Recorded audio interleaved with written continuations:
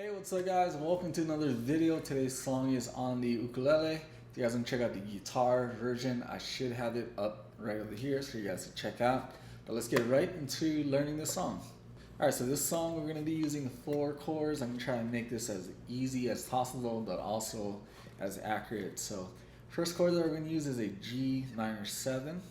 So it's like a D flat without the ring finger. You're playing all the strings.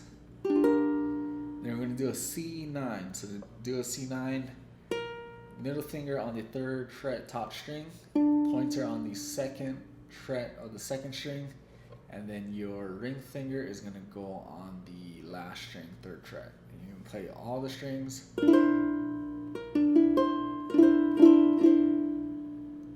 Okay, so that's a C9.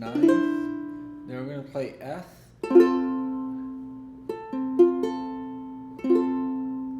And then also D7. So D7, you guys can play it. There's 2 ways. You can have your pointer on the 2nd fret, middle finger here on the 3rd last string, or you guys, if you're comfortable with middle finger on the 2nd fret, ring finger on the 3rd fret, the last string. Either way, okay?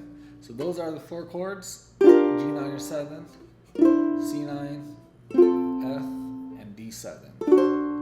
Chord progression is going to go G minor 7, C9, F, and F, and then G minor 7, C9, F, and then D7. Okay, so basically the strum pattern that I'm doing for this is just down, up, down, up, down, up, down, up, down, up, down, up, down, up.